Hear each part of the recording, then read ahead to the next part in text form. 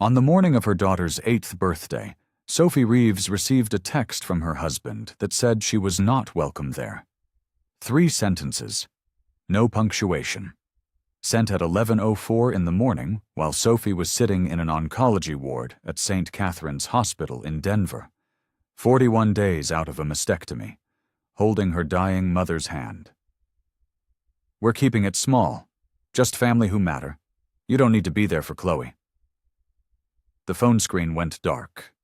Sophie read the message twice. Then she set the phone face down on her knee, looked out the ward window at a sky that was doing nothing dramatic, and sat very still for a long moment, the way a person sits when they have just made a decision they have been approaching for a very long time. In the backyard of the house, her name was still on the mortgage of. Her husband Daniel was arranging 40 chairs and rehearsing a toast about building something that lasts. His mother, Patricia, was redirecting the caterers and telling arriving guests that Sophie couldn't make it. Health things, you know how it is. And Vanessa, Daniel's junior partner, was moving through the yard in a yellow dress with the ease of a woman who had already decided the space belonged to her. What none of them knew, what Daniel had never once thought to verify in 7 years of building his company on a foundation he did not fully understand, was that Sophie held 22% of Elevate Systems. Not jointly, not in trust.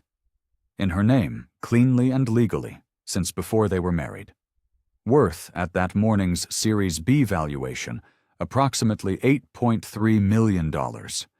This is not a story about a birthday party. It is a story about what happens when a man spends 7 years erasing a woman who was never as invisible as he believed. If that's the kind of story you needed to hear today, hit like and subscribe. This channel exists for exactly this. Drop a comment and tell me where in the world you're listening from. We have listeners on every continent, and I love knowing who's in the room. Now, to understand what Sophie did next, we need to go back to where this really began. To understand what Sophie was protecting, you need to know what she was given, and what she chose to conceal. The ward on the 4th floor of St. Catherine's Hospital smelled of recycled air and hand sanitizer, and the particular silence of rooms where people are waiting for something no one wants to name. Margaret's bed was by the window. The sky outside was the pale, non-committal gray of a Denver morning that hadn't decided yet what it wanted to be. Sophie sat in the chair she had come to think of as hers, vinyl, slightly too upright, positioned so she could see both her mother's face and the door, and held her phone in both hands the way you hold something you are not sure what to do with. She read the message a second time, not because she had misunderstood it, because she needed to feel the full weight of it before she set it down. We're keeping it small. Just family who matter. You don't need to be there for Chloe. 11 words, sent at 11:04 in the morning, between what she would later learn were 2 emails about the Series B deck. No punctuation. No second thought. Margaret slept. Her breathing was slow and even, the particular rhythm of a body conserving what it had left. Sophie watched her for a moment, the loose skin at her throat, the way her hands lay open on the blanket, palms upward, as though still expecting something to be placed in them. Then she looked back at the window. The sky had not changed. In her bag, beneath her wallet and her keys and the small bottle of ibuprofen she carried everywhere now, because the surgical site ached in cold weather, was a package wrapped in brown paper and tied with kitchen twine. She had wrapped it herself 3 nights ago, at the kitchen table after Daniel had gone to bed.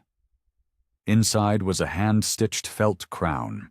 8 points, 1 for each year, each point embroidered with a small gold star she had done by lamplight, with a needle that was slightly too large for the thread. It had taken her 4 evenings. She had not told anyone she was making it.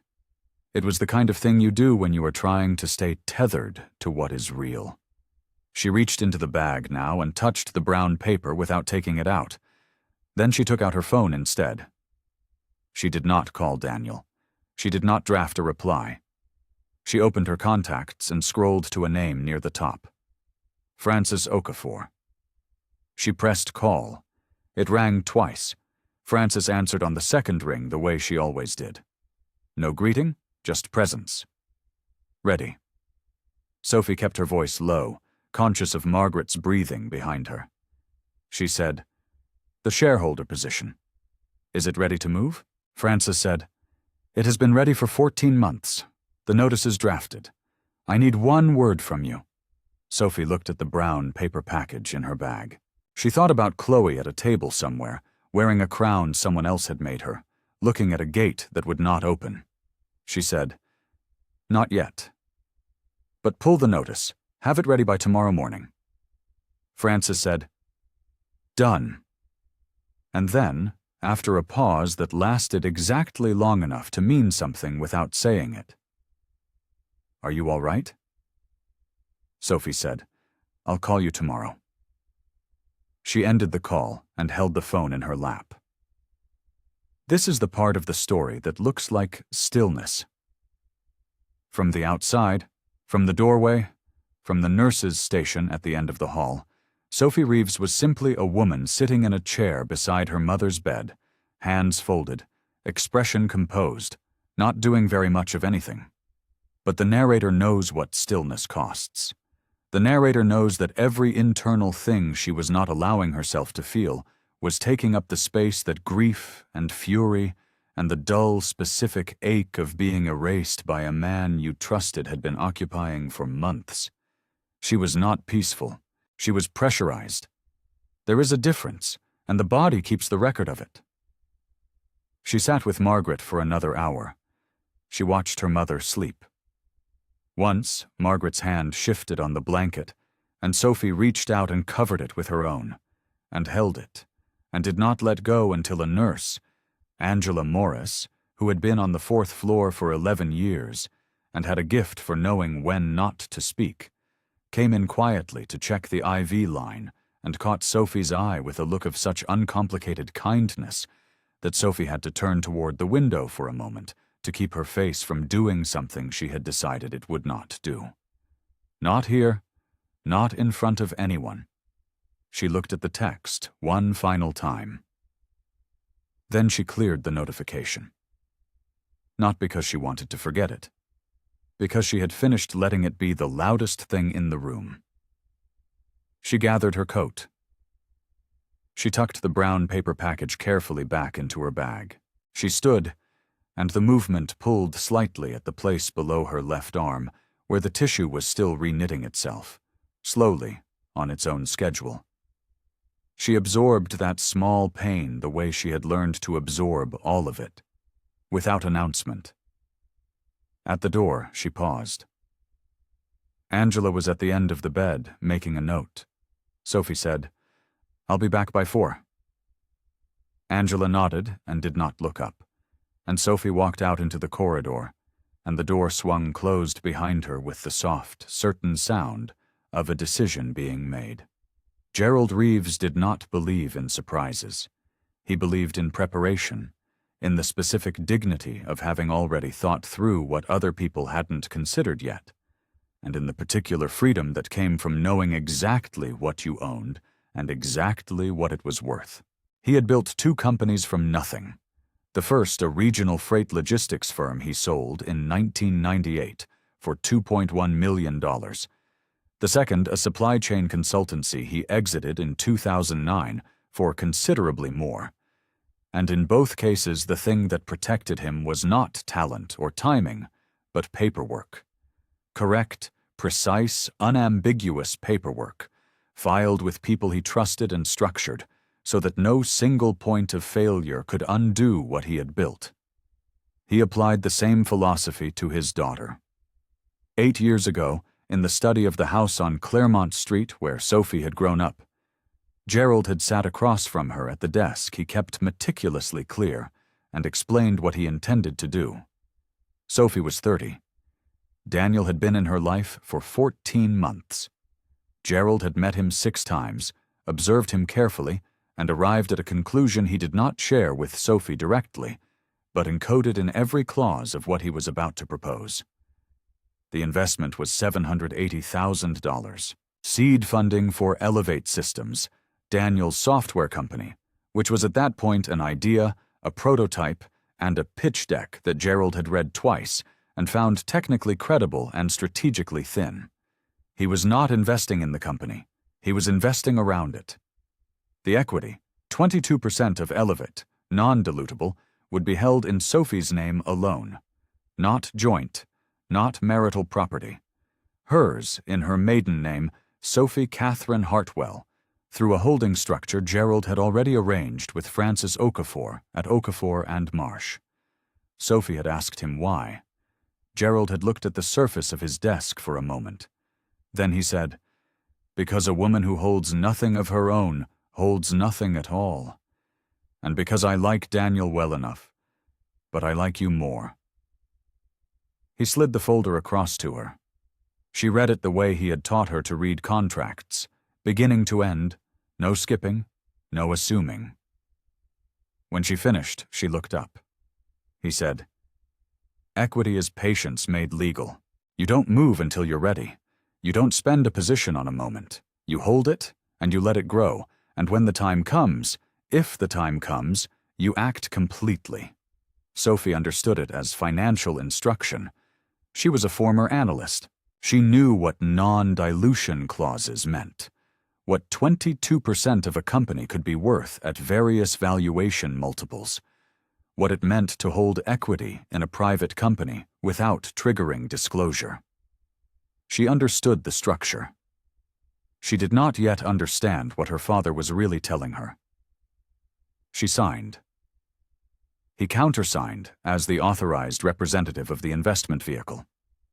Francis Okafor notarized both copies and kept one in a file she labeled Hartwell Reeves, E. Gerald stood, straightened his jacket, and said, "Now let's have dinner. Your mother made the soup you like." That was the last time either of them mentioned it. A memory surfaced, not here but later, months after the wedding, when Sophie would find herself replaying that afternoon and wondering what Gerald had seen in those 6 meetings with Daniel that she had missed entirely. But that wondering belonged to a later chapter. In the immediate present, 7 years ago now, in the offices of Blackwell and Crane on 17th Street, the morning of the prenuptial signing, Sophie was simply a woman in love on a bright October Tuesday, watching the man she was going to marry lean across a conference table and accept a pen from the paralegal with the easy confidence of someone who had already decided everything was going to work out fine. Daniel signed in 3 places. He did not read the equity disclosure on page 4. He did not ask about the holding structure. He initialed the non-dilution clause without pausing, the way you initial pages you consider formalities, the way you move through paperwork when you are certain the important things are already settled in your favor. The attorney, a careful woman named Ruth Edison, who had drafted the agreement at Sophie's instruction, watched him sign and said nothing. Her job was not to make sure he understood. Her job was to make sure the document was correct. It was correct. Afterward, Daniel held the door for her on the way out and put his arm around her shoulders on the sidewalk and said, "Glad that's done. Now we can just be married." He said it with such uncomplicated relief that Sophie laughed and leaned into him and felt the warmth of the October sun on her face and thought, "Yes, now we can just be married." The early years held genuine warmth. This is important to say because it would be easy, from the distance of what happened later, to recast those years as a deception from the start. They were not. Daniel in that first season was a man worth loving, quick to laugh, openly proud of her, the kind of husband who told stories at dinner parties that ended with Sophie being the smartest person in them. He called her his anchor. He meant it. For a while, he meant all of it. The narrator notes this not to excuse what came later, but to make it legible. The cruelty that arrived was a deterioration, not a revelation. Something in Daniel changed when success arrived. And something in Sophie, patient, watchful, precise about what she owned and what it was worth, waited to understand what that change would eventually require of her. The marriage shifted, degrees at a time, in a direction she had not anticipated, and could not, for a long time, bring herself to name. The first incident Sophie could point to, if she were the kind of woman who kept a list, which she was not, happened at a dinner party in the spring of year 2. It was a small gathering at the home of one of Daniel's early investors, a man named Richard Haverford, who had a large house in Cherry Hills and a habit of asking questions he already knew the answers to. Sophie had been saying something about the structural risks in Elevit's Q3 projections. She had read the deck, had thoughts about the revenue assumptions, was simply talking, when Daniel reached over and touched her arm. Lightly. Just his hand on her arm for a moment, the way you might steady a glass that was about to tip. He did not look at her when he did it. He kept his eyes on Richard, and picked up the thread of the conversation himself, redirecting it, speaking over the end of her sentence so gently that anyone watching might have thought it was an accident. It was not an accident. Sophie understood this in her body before she understood it in her mind. Her arm went still beneath his hand. She picked up her wine glass and said nothing further about the projections, and dinner continued. And on the drive home, Daniel was warm and talkative, and put his hand on her knee at a red light, and she told herself she had misread it. Startup pressure. He was managing a room. It didn't mean anything. She told herself this for approximately 2 more years. Patricia arrived in their lives the way cold air arrives through a gap you didn't know existed. Gradually, and then all at once. She had always been present, of course. Sunday calls, holiday visits, the occasional weekend in Denver when she would rearrange things in Sophie's kitchen without asking, and compliment the house in the particular way that made clear she found it modest. But after Chloe was born, Patricia's visits lengthened and her opinions calcified, and she began arriving with the quiet authority of someone who had assessed a situation and decided it required her management. She had a gift for the remark that could not quite be objected to. When Sophie, 8 months postpartum, and still carrying the softness her body had built to grow a child, reached for a second helping at Sunday lunch, Patricia said, "You're so brave, Sophie. I always think it takes real confidence to just not worry about that sort of thing." She smiled when she said it. She meant every word to land exactly where it did. Sophie looked at her plate. Daniel passed the bread. He did not say anything. He did not look at her. He did not reach across the table and touch his wife's hand. The narrator notes what he did not do because the absences accumulated faster than the incidents, and it was the absences that did the most sustained damage. By year 4, he had stopped introducing her at industry events. Not suddenly, gradually, the way a habit forms. He would move through a room at a cocktail reception, and Sophie would drift slightly to his left, and he would greet someone and extend a hand, and the conversation would begin, and she would stand there holding her glass, and no one would ask her name because no one had been told to ask. She was simply there, in the way that furniture is there. Present. Unremarked upon. She told herself it was oversight. She told herself he was distracted. She was good at telling herself things that kept the marriage intact. Then something shifted. It was small, and she almost missed it. In the autumn of year 4, Daniel took a work trip to San Francisco for what he described as a series of investor meetings running Thursday through Sunday.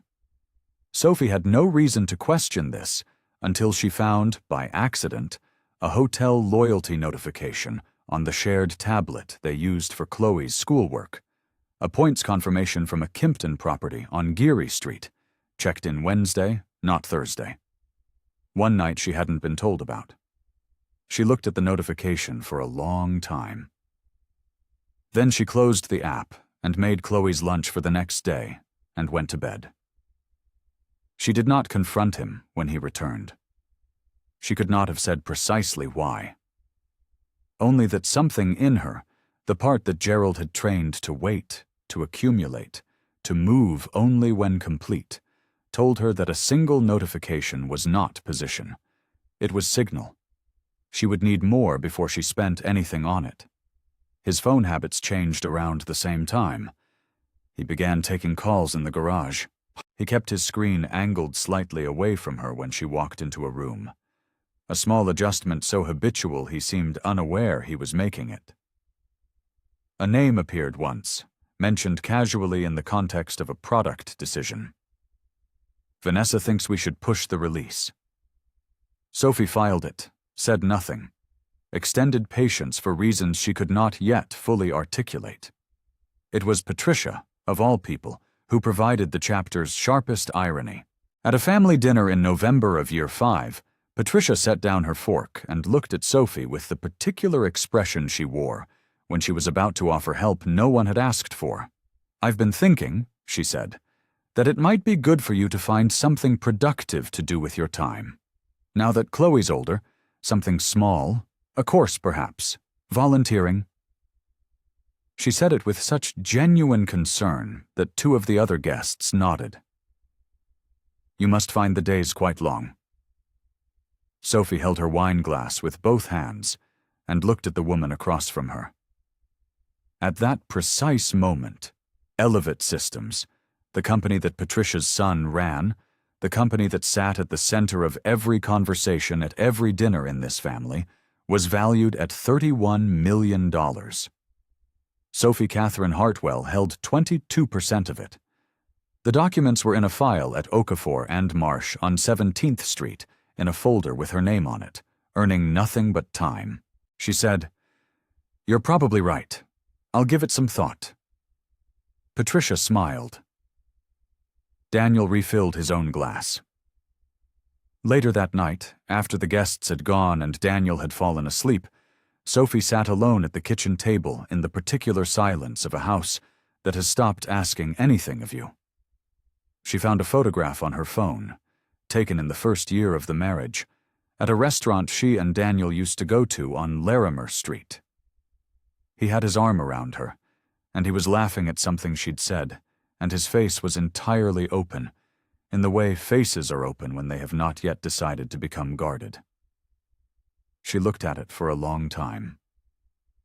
The man in the photograph was not present in this house anymore. She did not know exactly when he had left, or what had replaced him. She only knew that the distance between that image and this kitchen table was a kind of distance that did not close on its own, no matter how much patience you applied to it. Private cruelty, the narrator observes, is patient by nature. It is content to work slowly through small moments and quiet absences and rooms in which a woman is simply not seen. But it has a tendency, eventually, to run out of room. When it does, it looks for systems to occupy instead. The cruelty changed shape in Year 6. It stopped being personal and became procedural, which is a different and more efficient kind of damage. It began with the bank card on a Thursday morning in February, 9 days after Sophie's oncologist, Dr. Reena Patel, at the Anschutz Medical Campus, confirmed that the surgery had been successful and that the recovery was progressing as expected. Sophie was home. She was tired in the specific cellular way of a body that has been through something serious and is rebuilding itself quietly from the inside out. She was managing Chloe's school schedule, managing the household, managing the low-grade ache below her left arm that still sharpened in cold weather. She had not complained about any of this to Daniel, because complaining had stopped producing any visible result sometime around Year 4, and she had learned to conserve herself. She discovered the card was canceled at the grocery store on Leetsdale Drive. She handed it to the cashier, a young man named Marcus with patient eyes, who ran it twice before telling her, quietly, that it had been declined. Sophie did not flush. She did not look around to see who was watching. She said, "One moment, please." She opened her phone, transferred $340 from the account Frances maintained for her under the name Sophie C. Hartwell, the account Daniel did not know existed, had never thought to look for, and paid with a different card. She collected her bags. She said thank you to Marcus. She walked to her car. She sat in the parking lot for 6 minutes. When she called Daniel that evening, he was brief and unapologetic. He said he was simplifying their finances. He said having multiple cards was inefficient. He said she could ask him when she needed anything. He said this in the tone he used for operational decisions at Elevate, flat, managerial, already moving to the next item. She said, "All right." She hung up. And the narrator notes what she did not do. She did not mention the separate account. She did not mention Francis.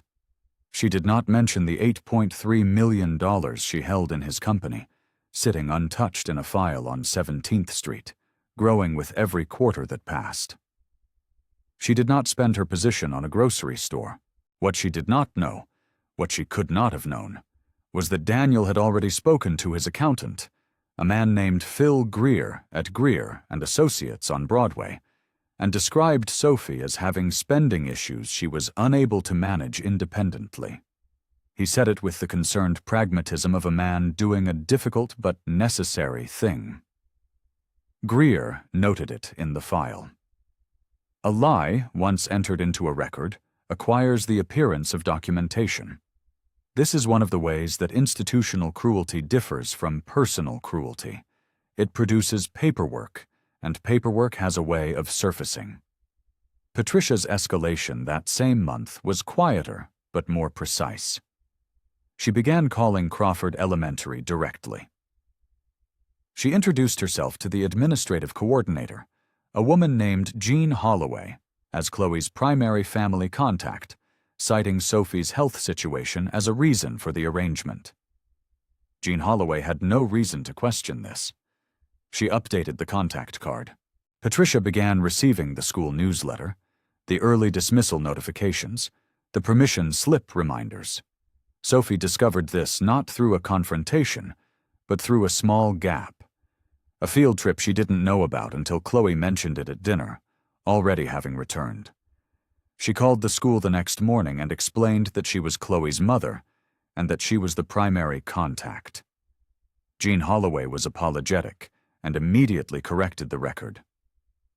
But the effort of it, the particular exhaustion of having to reassert your own existence in your own daughter's life, left something in Sophie's chest that did not fully resolve. She said nothing to Daniel. He would have had an explanation. He always had an explanation. Daniel told 2 colleagues at Elevate that Sophie had been struggling since her diagnosis. He used the word struggling deliberately, in the particular way that places a woman's mental state in question without making a specific accusation. He said it to Marcus Webb, his co-founder, over lunch at a restaurant on Champa Street, as context for why things at home were complicated. He said it to Vanessa Cole 3 weeks later, in a conversation that had other purposes entirely. Vanessa listened with the focused attention of someone gathering information they intend to use. She said, "That must be so hard for you." She meant something different from what the words said, and Daniel understood what she meant, and neither of them acknowledged the gap. The irony, which the narrator notes plainly, while Daniel was describing Sophie's instability to his colleagues, Sophie was reviewing the quarterly valuation summary Francis had forwarded to the Hartwell account. Elevate's Series B was projecting a $37 million company valuation. 22% of $37 million is $8.14 million. Sophie read the number, saved the document to a secure folder, and went to make Chloe's lunch. She was not struggling. She was waiting. These are not the same thing, though from the outside they can look identical. The weeks accumulated. The surgical site continued to heal. Chloe turned 7, and then moved through the year with the unstoppable forward motion of childhood. and Sophie was there for all of it, for the homework and the school pickups and the bedtime stories, while Daniel was present in the house the way furniture is present in a room, occupying space, providing structure, not particularly engaged. And then came the evening that closed the year.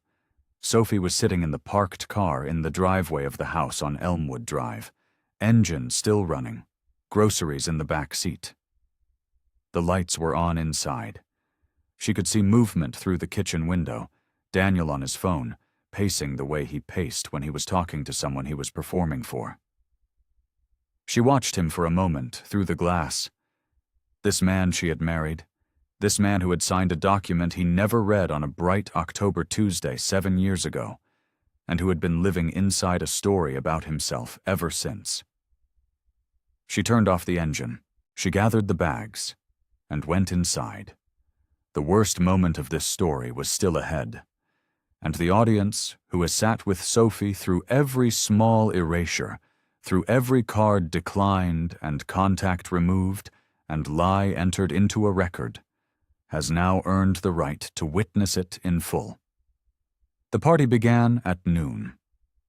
By 12:30, 40 people were in the backyard of the house on Elmwood Drive, the house whose mortgage listed 2 names, one of which had not been invited. Patricia had arrived at 10 to oversee the setup, directing the catering staff with the authority of a woman in her natural environment. She had chosen the flowers herself, cream and yellow, and positioned them on the tables in a way that suggested a professional had been consulted. She greeted arriving guests at the garden gate with the warm efficiency of a hostess who has claimed a space entirely. When people asked about Sophie, and not many did, but a few, Patricia tilted her head with practiced sorrow and said, "She couldn't make it, I'm afraid. Health things. You know how it's been."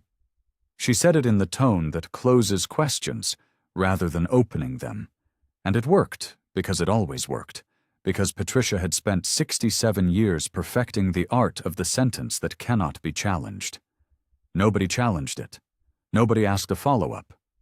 The conversation moved on, the way conversations do when people decide it is easier to accept an explanation than to interrogate it. Vanessa arrived at 12:45 in a yellow dress and low heels, and the particular ease of a woman who has decided she belongs somewhere and is simply waiting for the room to catch up. She moved through the guests with her chin slightly lifted, introducing herself as a colleague of Daniel's, accepting a glass of white wine from a passing tray, pausing to admire the flowers. When Chloe wandered near, Vanessa crouched down and said she had heard so much about her. Chloe looked at her with the blank politeness of a child who has not heard anything about her in return. Then Chloe looked toward the garden gate. She had been doing this since the party began. Not constantly. She was 8, and there were other children, and there was a bouncy castle in the corner of the yard that demanded attention. But periodically, between activities, her gaze would travel to the gate as though checking whether something had changed. Nothing had changed. The gate stayed closed. Nobody explained this to her. Nobody said anything at all.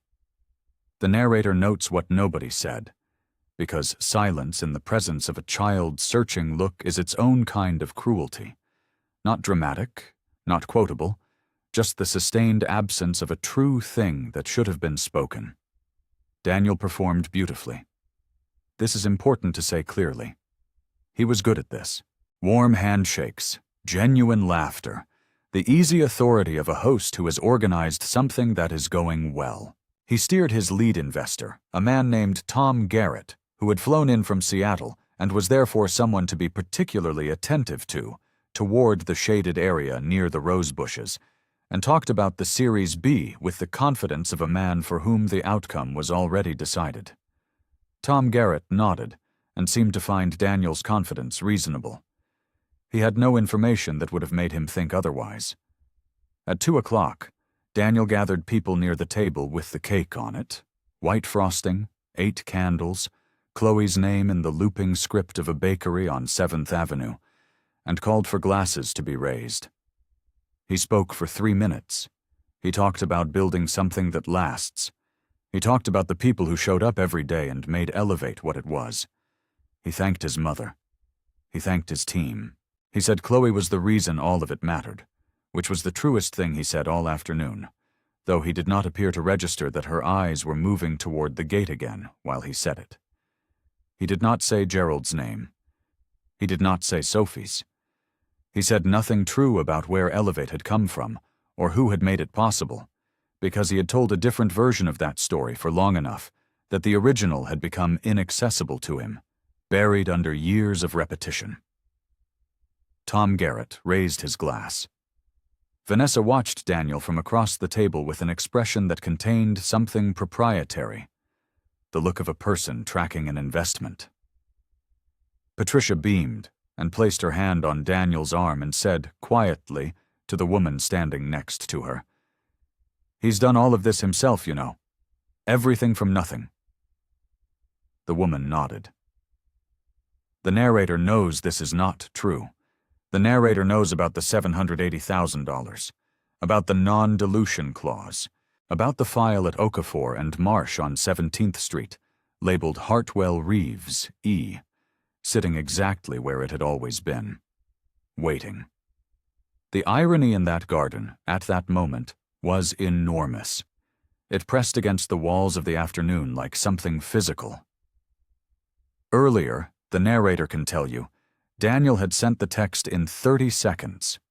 He was between two emails, one about the Series B data room, one about a product roadmap he needed to approve before end of day. He typed without particular feeling, because that is what happens when a person has been erasing someone long enough.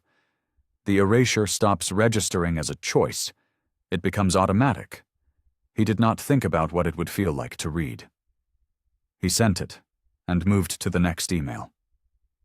Patricia touched the shoulder of a guest near the end of the afternoon and said, "We find Chloe is so much better when it's just family." She meant it as a statement of general truth.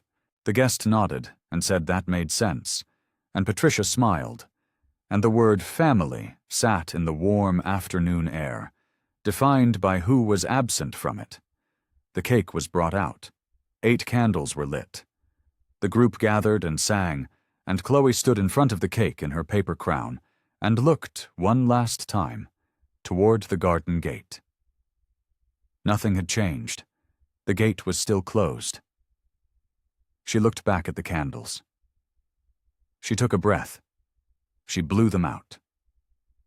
While those candles were being lit, Sophie Reeves was in a hospital corridor 2 miles away, standing at a window, listening to something she had carried for years finally shift into place. She was making a decision. And that decision, the narrator can tell you, was already in motion before the last wisp of smoke from Chloe's candles reached the open sky.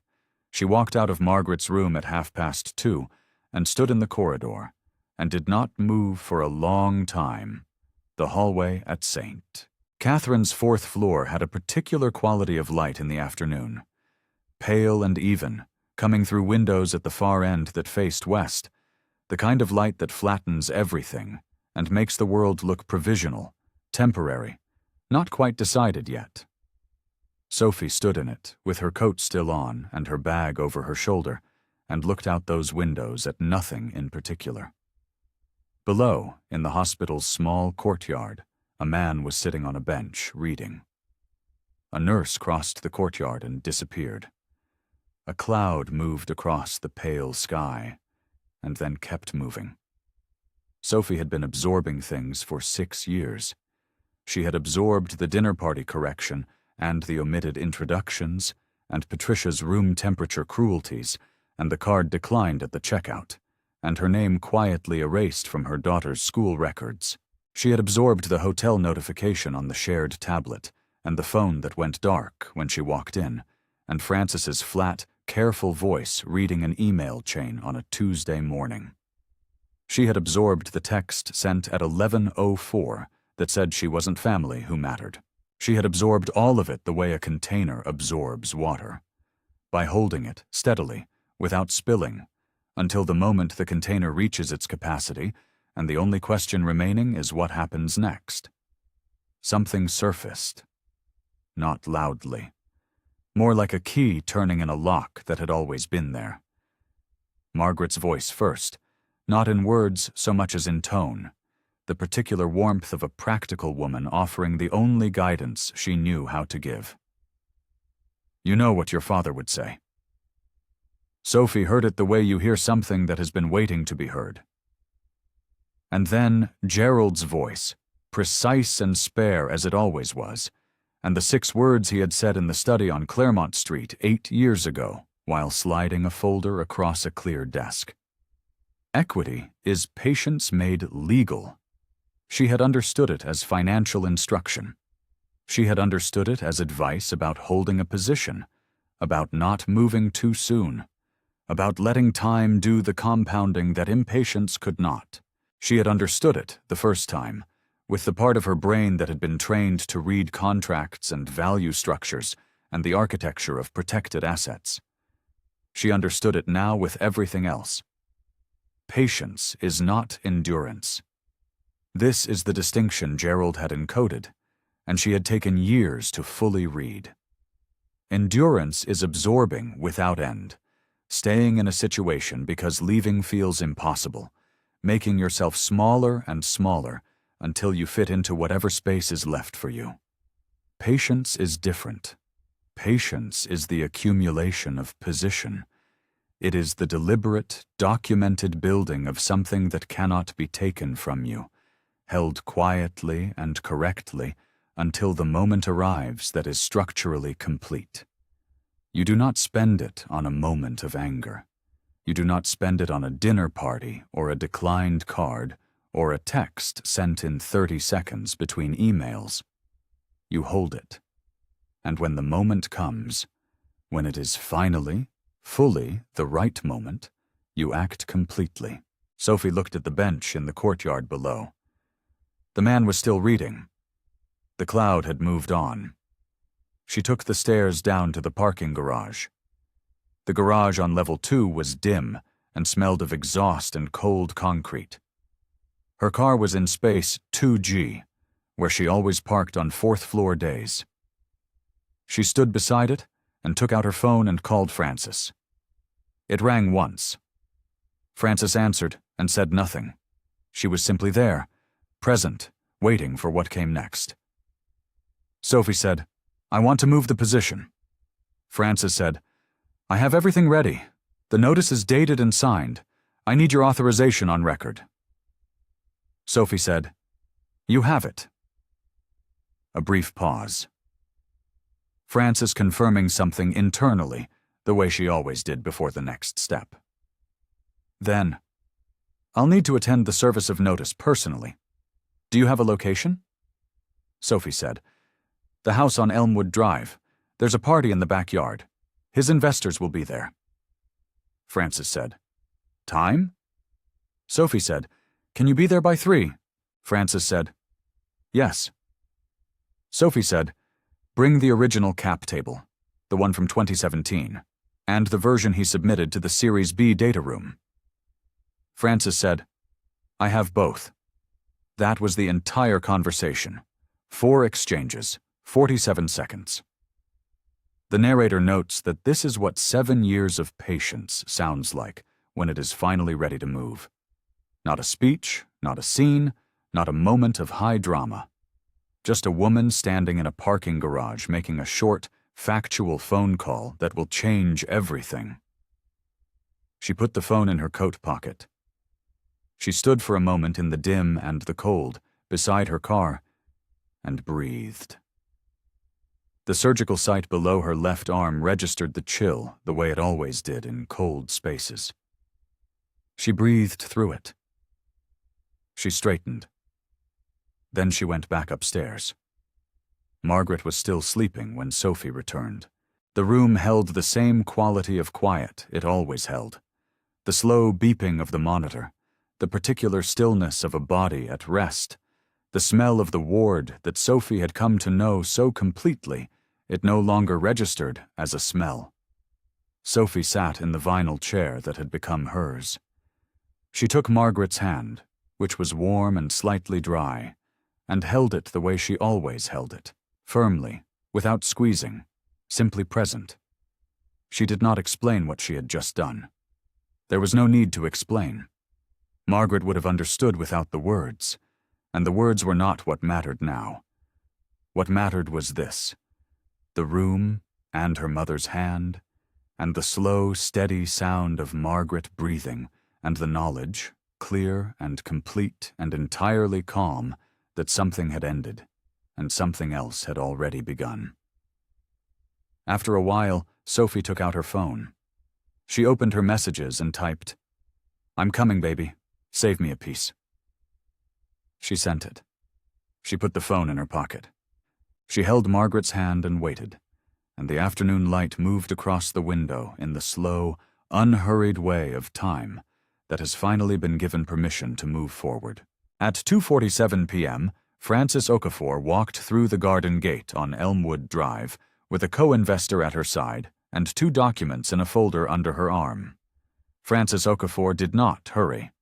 This was one of the things Sophie had always admired about her, the way she moved through a space at exactly the pace the space required, never faster, never slower, as though she had calculated in advance the precise velocity of consequence.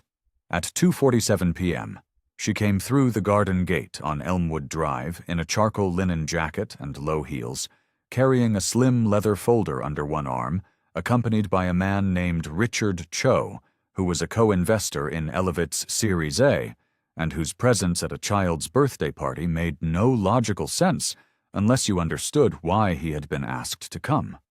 Tom Garrett understood immediately. He was standing near the rose bushes with a glass of Perrier when he saw Richard Cho, and his expression did not change. Tom Garrett was a man who had been in enough difficult rooms to know that visible reaction is a liability. But he set his glass down on the garden wall with the particular care of someone who has just decided he will need both hands free. Frances crossed the garden at her unhurried pace. Daniel was near the table, talking to 2 people from his product team, laughing at something. He looked up when Frances approached, and the laugh was still on his face when she reached him, and it was still there, slightly frozen, when she said, "Daniel, I need a moment," and held out the folder. He took it. He opened it. He read. The laugh left. Not all at once, in stages, the way light leaves a room when a cloud passes over the sun. His eyes moved across the first page. They stopped. They moved back to the top and read again. The narrator has watched Daniel Reeves perform confidence in difficult rooms for 7 years, and what crossed his face in that moment was not performance. It was the specific expression of a man encountering a fact he had believed was safely buried, understanding in real time that it was not buried at all and had never been. Tom Garrett had moved from the rose bushes. He was 3 feet away now, reading the top page over Daniel's shoulder, and the expression on his face was one Sophie's lawyer had seen before. The expression of a lead investor identifying legal exposure at a birthday party on a Saturday afternoon. He said, "Daniel, who is Sophie Catherine Hartwell?" The name sat in the warm afternoon air like a stone dropped into still water. Hartwell, not Reeves, the name on the original cap table, the name on every document in a file at Okafor and Marsh on 17th Street that had been sitting there, correctly labeled, for 7 years. The name Daniel had signed passed on a bright October Tuesday without reading. Frances said, without drama and without particular volume, Sophie Hartwell Reeves.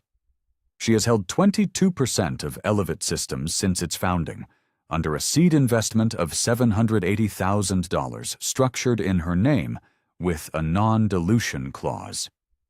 That stake has never been disclosed on the cap table submitted to Series B investors. She opened the folder to the second document and placed it on the table beside the first. This is the original cap table from 2017. This is the version submitted to your data room 6 weeks ago. The difference between them is 1 line. The difference between them was Sophie's name. Tom Garrett picked up the second document. He looked at it for a long time. Then he took out his phone and walked toward the far end of the garden, away from the guests, and made a call. Vanessa had been watching from near the catering table since Francis came through the gate. She watched Daniel's face change, and read nothing in the change because she had no information that would have helped her read it. She moved toward him. She said his name quietly. He did not look up from the documents. He did not respond.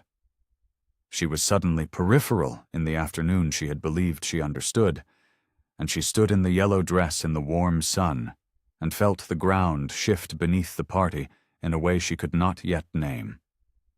Patricia moved toward her son with the instinct of a woman who has always positioned herself between Daniel and difficulty. She put her hand on his arm. He did not register it. He was still looking at the documents. The guests near the table had grown quiet with the particular sensitivity of people who can feel that something is happening without yet knowing what. The garden gate opened at 2:49 p.m. Sophie came through it wearing her coat, her bag over her shoulder, moving with the deliberate steadiness of a woman who has already completed the hardest part of this day and knows exactly what remains. She did not look at Vanessa. She did not look at Patricia. She did not look at Tom Garrett on his phone at the far end of the garden, or at the guests now watching her cross the lawn, or at Daniel standing at the table with a folder in his hands and an expression she had never seen on him before. She crossed directly to Chloe. Chloe was standing apart from the adults, near the bouncy castle, holding a piece of cake she had not been eating. She looked up when Sophie came through the gate, and something moved across her face that was too large and too private for an 8-year-old to have to carry in a backyard full of people. And then Sophie was crouching in front of her and straightening the paper crown on her head, and the expression resolved into something simple and whole. Sophie said, quietly, just to her, "Do you want to come with me, baby? We'll get real cake, just you and me." Chloe put her hand in her mother's hand without hesitating. Sophie stood. The surgical site below her left arm registered the motion the way it always did, a brief, familiar pull that she absorbed without expression. She turned and looked at Daniel for the first and only time. He was looking at her. Not with anger, not with calculation, with a recognition that had arrived 7 years too late and had no remedy now, and he knew it. He held the folder with Sophie's name in it and looked at the woman he had spent 6 years erasing and understood, in this moment and perhaps for the first time, the full dimensions of what he had done. She said, "Your company needed my father's money more than you needed his daughter." She said it the way you say something true, calmly, finally, without the weight of performance or the heat of anger, just the clean, settled weight of a correction long overdue. Then she turned and walked back through the garden gate with Chloe's hand in hers. Patricia called her name, once, then again, with the particular urgency of a woman watching something slip from her grasp. Sophie did not stop. She did not look back. She walked through the gate, and it swung closed behind her with a sound that wasn't dramatic. Just a latch, just metal on metal, just a door completing its arc. Behind her, the party continued. The guests stood in the afternoon sun in the backyard of the house on Elmwood Drive, and held their plates and glasses, and did not quite know what to do with what they had witnessed. Tom Garrett was still on the phone at the far end of the garden. Vanessa stood by the catering table in her yellow dress and looked at Daniel, and understood, for the first time, that the future she had been negotiating toward did not exist and had never existed. Daniel stood at the table and looked at the document and thought about a Tuesday morning 7 years ago when a lawyer had handed him a pen and he had signed without reading, certain that everything that mattered was already decided in his favor. Some things collapse loudly, most collapse quietly over time, like a building whose foundation was always the wrong material, holding its shape long after the ground beneath it has shifted, until one afternoon in an ordinary backyard, the whole weight of it becomes suddenly, irreversibly apparent. The weeks that followed moved at the quiet, remorseless pace of consequence. The Series B closed 38 days after the birthday party.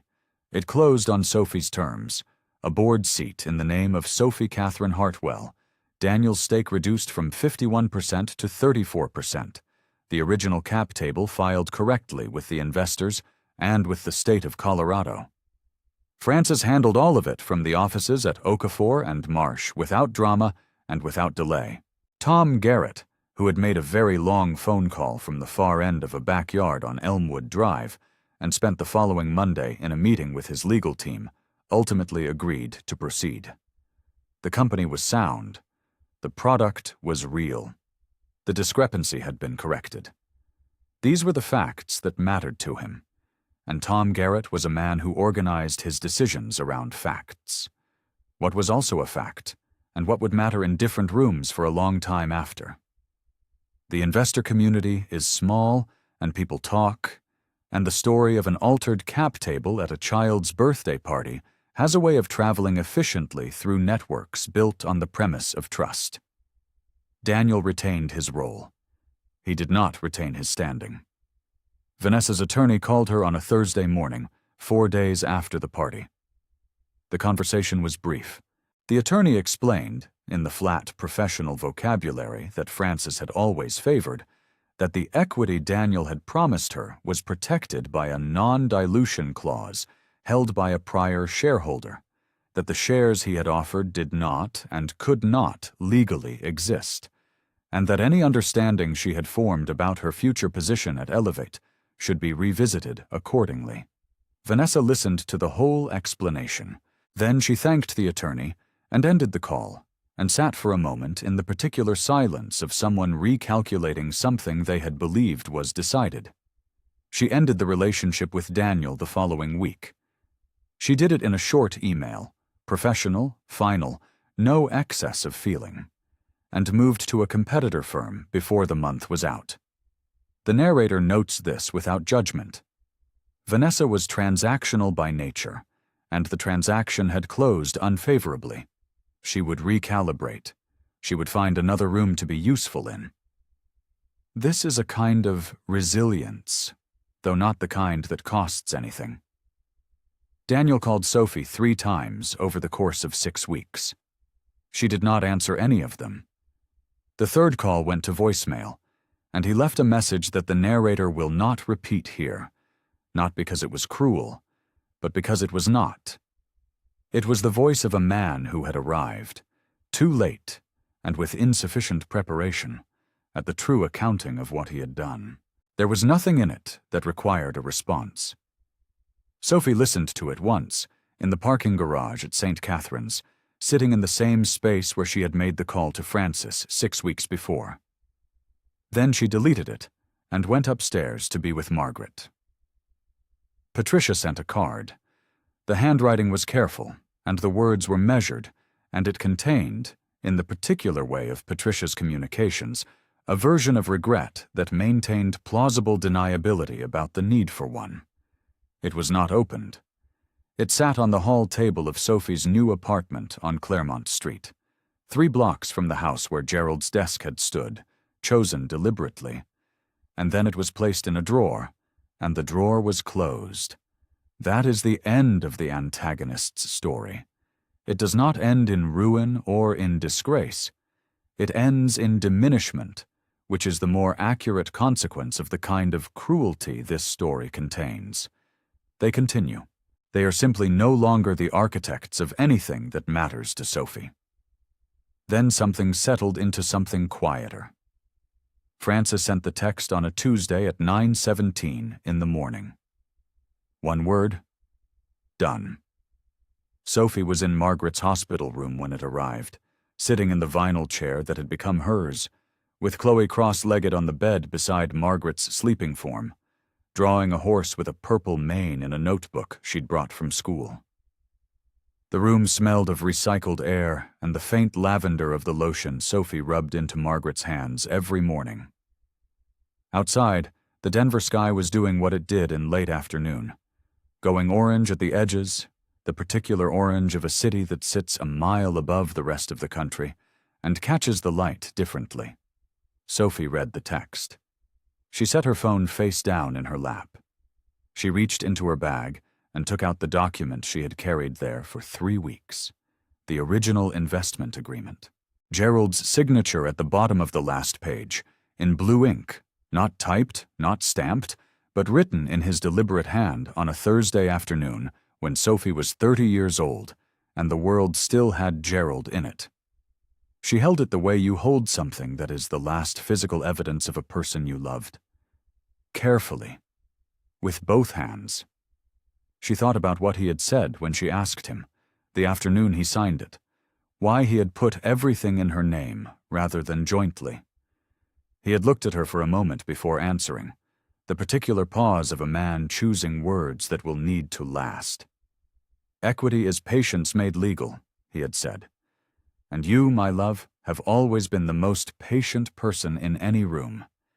She had understood it that afternoon, as a financial observation. She understood it now as everything else he had meant it to be. An instruction about strength and about the difference between what is visible and what is real, and about the kind of power that does not announce itself because it does not need to.